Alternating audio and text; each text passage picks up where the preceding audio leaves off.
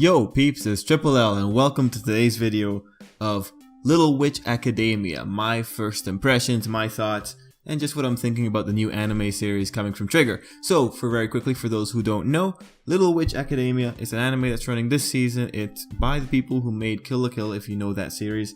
And, I'm just going to talk about it, give my impressions, and ultimately, I want to hear what you guys have to say about the series, if you like it, if you're considering checking it out based on what I say, or if you already watched it and just want to see what other people are saying. Just let me know down below in the comments what you think about the series. Anyway, Little Witch Academia. I've got a few notes here about the series, and I think I'll talk about the technical aspects of it first, because technical aspects are finite. You can talk about that very quickly. I like the palette. The palette's very charming. Overall, the art's very charming. It's very reminiscent of Kill la Kill. If anything, it's maybe slightly more comedic in tone and in animation. And I guess the way that the characters are portraying themselves. One thing is, if you look for, in terms of technicality, in terms of how technical this particular episode was, there's nothing I find really impressive.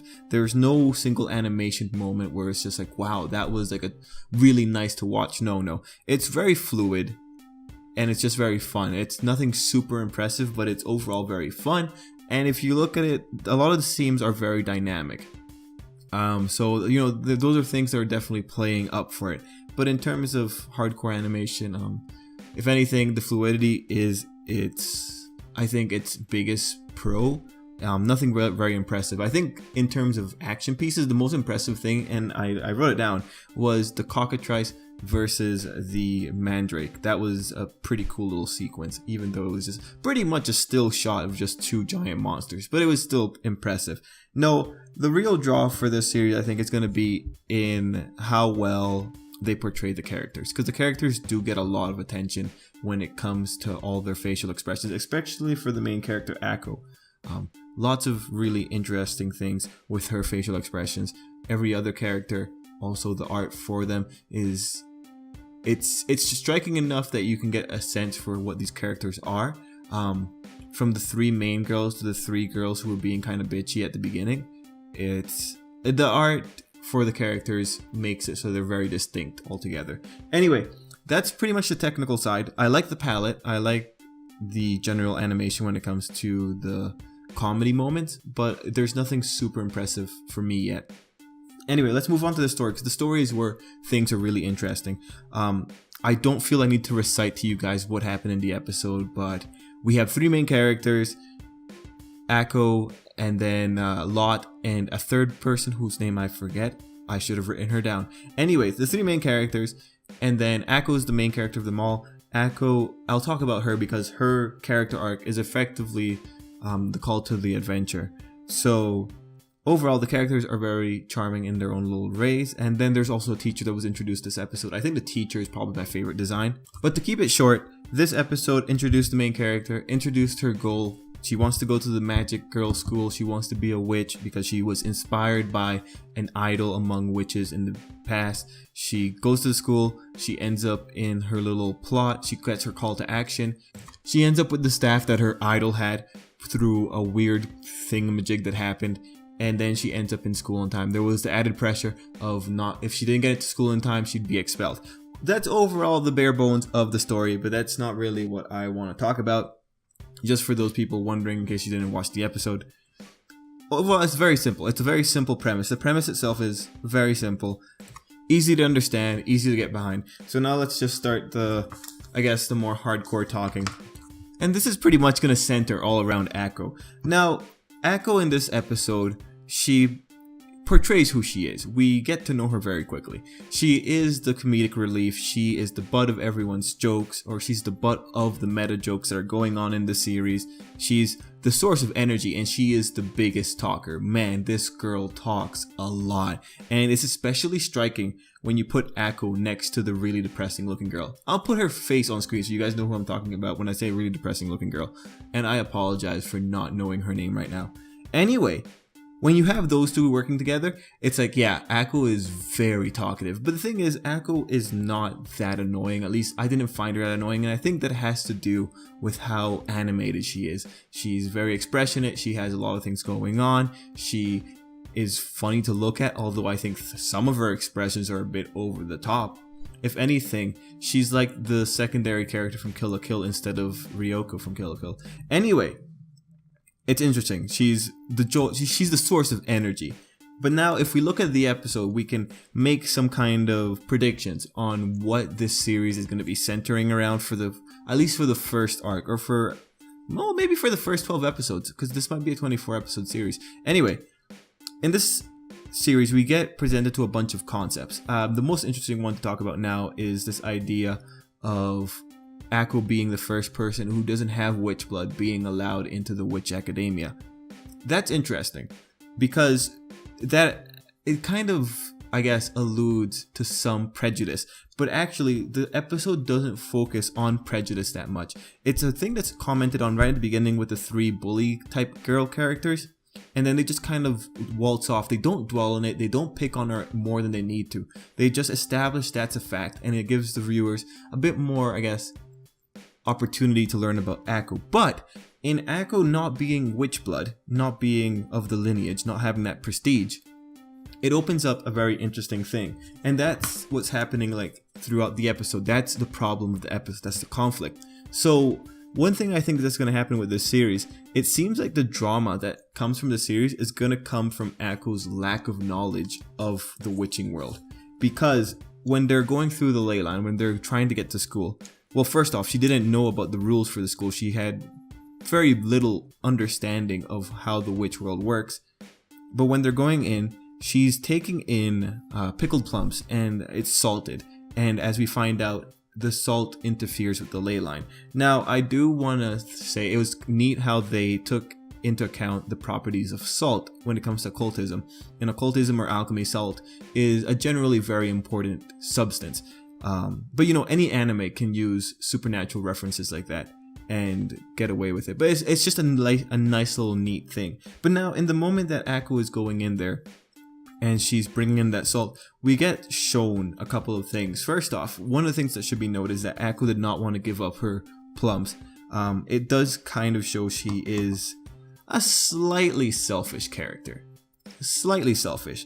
So that in a combination with her not knowing things, and it's probably going to be the source of drama because of her not wanting to give up the salt, it just made things slightly worse. And because of her not knowing about the salt, made things worse for sure. And they end up in that forest that what was the wording that the girl used? Normal witches can't get in there. Man, I keep saying magical girls, but I know they're witches. Anyway, Akko's ignorance and her general personality were what got the girls into the predicament they were in. One thing I did find interesting though is that they set up the forest, and it was set up as a place that normal witches can't really get into, but they got in really easily.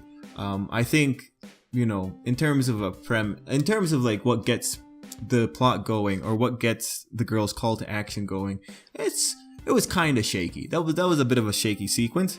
And I won't lie, the depressing girl, I thought she wasn't a student. I thought she was like something else in the school because she seemed to be very competent. And that's something it's kind of hard to gauge, is how competent can a witch in a school be outside of school, right? Because this one seemed to be well versed with poisons. Anyway, that aside, characterization is interesting for the depressing girl. Regardless, when they're in the forest, that's when Akko gets her call to action, and her call to action is Locke getting hurt.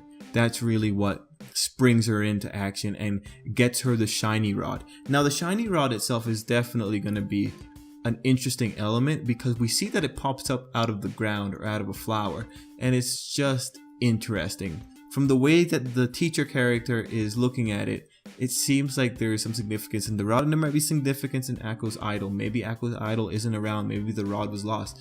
Regardless, Akko getting the rod, I guess that is going to be one of the stronger plot points of this particular series. But for now, I think the rod's just going to be a mysterious item that gets alluded to, and we're not going to find out anything about it until maybe the second half of the season. Anyway, the thing here with Akko's character is that she's childish to a degree, and that childishness combined with the ignorance of her witching world might be the thing that spurs the plots of the individual episodes. We might be seeing a lot of Akko just getting used to the witching world. It'll be interesting to see if her position as a non-witch lineage affects anything. It'll be very interesting to see if she gets any kind of pressure at school, and it'll also be interesting to see what exactly is going to be the arc that Akko goes in through. Is it going to be an arc based around her ignorance and her childishness? Because let's face it, in this episode she did get the girls into possibly mortal danger, and she just got saved by the fact of happenstance, serendipity, and love for what it is to be a witch. You know, the typical protagonist things. But those kind of things, and not addressing that she got them into that particular problem, depending on how the future episodes go, if they just let go her ignorance and play it up for the comedy element, you know, we won't really get that heavy of a character arc, I think. But if they do play up her ignorance, and if she did later on in the road, I could very easily see her going into a mini like depressive episode just about how useless she is or how ignorant she is. And how something with the shiny rod, it's definitely going to feed into a complex, how she's not worthy of the shiny rod. You know, it's not fair to be thinking about these kind of plots already, but this episode sets up that Akko might be the one getting people into trouble. But in the same way she gets them into trouble, she gets them into fun adventures, which she can ultimately overcome. And that's what this episode is effectively containing. So it'll be interesting to see if the rest of the series blooms from the seed that this episode planted. Other little things I want to talk about.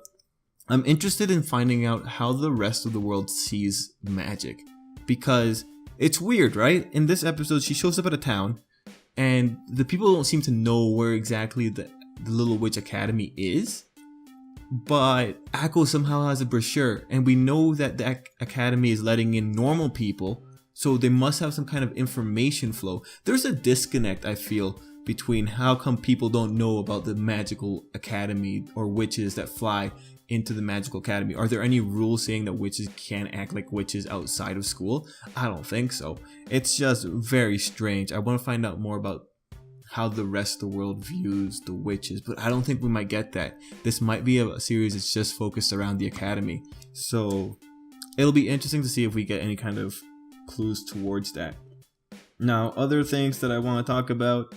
No, not really. Let's see. Other characters. Lot is adorable. In terms of character designs, if you notice, a lot of the characters with the uglier eyes tend to be the uglier people. We see that in the bullies. Overall, the eyes really show which character is which. Akko's well drawn. She's super animated. I'm sure I've had multiple shots of her face along this video. And yeah, I guess that's pretty much it for me. I can't really think of any other big thing I want to talk about. Right now, this episode is just kind of showing you what we might be getting in the future in terms of the conflict. And this episode presented that the conflict came from Akko. She is the source of the conflict, but she's also the one that makes the show fun.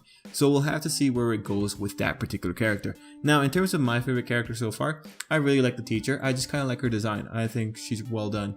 I like it. Pretty cool. And I guess the big question that this episode should be leaving to you is like, where exactly did the shiny rod come from? What is the shiny rod? What's gonna happen? Because this is a Trigger series, we can expect that we're gonna get something interesting. We can expect that we're gonna get a giant breakdown and then a giant return and finding out the significance of the shiny rod. Anyway, guys, let me know what you thought of this episode. These are my first impressions. I'm going to be watching the next two episodes and I'll put up thoughts about them.